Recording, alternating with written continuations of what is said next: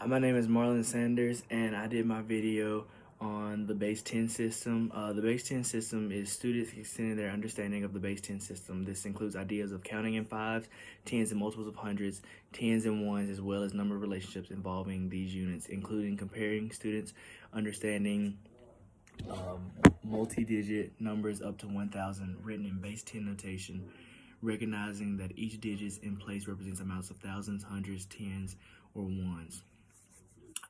What I did was I used one of the girls that I work with at the cheer gym. She's 8 years old. Her name is Collins Bender. She's one of the cheerleaders at like I said, at the gym that I work at. She's also in second grade, and this lesson was for second graders. So what I did first was I had a little video that kind of explained about it real quick. It's a little educational video. I recorded it for her and let her watch that for about 30 seconds to a minute or so. I let her watch that, and then after that, me and her went through and counted. So we went from 5, 10, 15, 20, 25, so on. We did fives, and then after that, we counted from 10, so 10, 20, 30, 40, 50, up to 100. And then from there, we did by 100, so 100, 200, 300, up to 1,000. After that, after she got the gist of the system, after that I had a game for her. So the game was called, I have it right here. I had two games actually. The first game was called Pop 'em. So what you do is, and I have this little sheet right here. What I did was, and as you can see, I had to just kind of mark on it. So what you do is, the directions on it says, on your turn, you roll each dice and add them together. Find the sum of the dice in the chart. Read the bubble to pop. Look for one bubble containing the correct answer. Pop the bubble by covering it with a counter. If there is no correct bubbles left over, cover it and your turn is over. So what I did was, since I didn't really have any dice with me, I took random numbers and I had her to draw out of here. So I had her to draw numbers. So say for instance, you draw two numbers. So this one I have a 3 and a 1, so add that together is 4.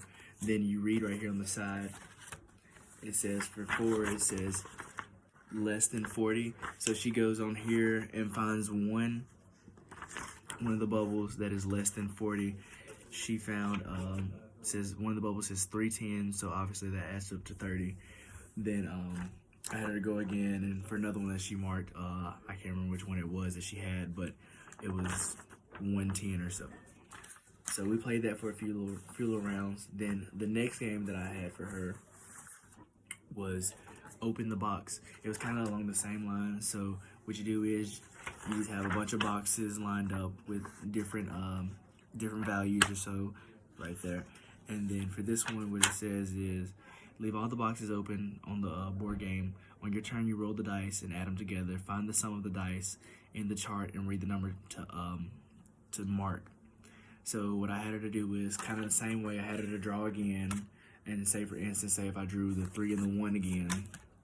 For this one, it was, for 4 it says 60, so I'd have to go here and find one that equals up to 60. And so she would go through there, find one like right there where it says 60. She'd go through and mark that. So we played that for a few rounds. So the lesson I was trying to teach, like I said, was the number basing of tens. So like I said, we went from fives, tens, and then so on to hundreds, and we went up to 1,000. It went pretty well. She enjoyed the games. I had a great time doing it with her. She's like I said, one of the athletes that I work with, so I know her really well, and it was fun teaching her this and working with her. Overall, it was a great experience, and I loved doing it with her. So it was face to face, met in person. We did it right there at the gym.